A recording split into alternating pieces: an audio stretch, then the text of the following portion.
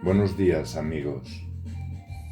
Hoy mi recital matutino es para mi querido amigo Avelino. Avelino es un ser sensible, es un gran poeta. Su palabra siempre me impresiona en cada uno de sus poemas. Pero lo que más profundo queda en mí es su sensibilidad. Hoy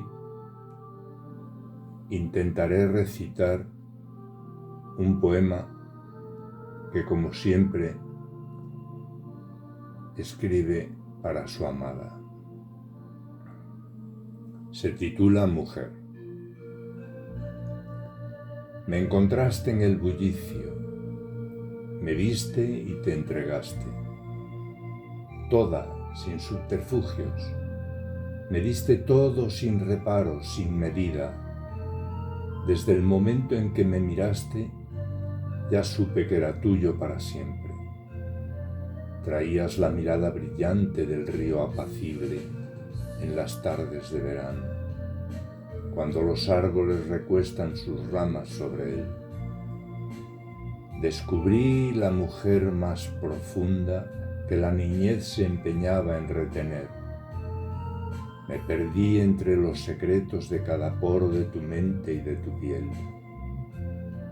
Como era niño, me atreví osado, sin pensarlo, inconsciente de toda la dicha que me ofrecías, te devoré a puñados como las cerezas, goloso y torpe, resuelto y apurado.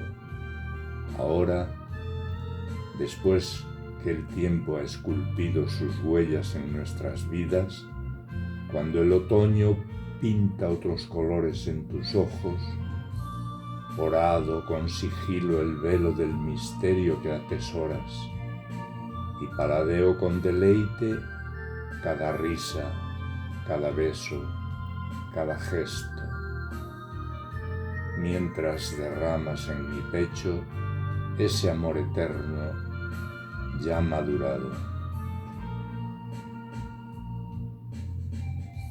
Gracias, Avelino.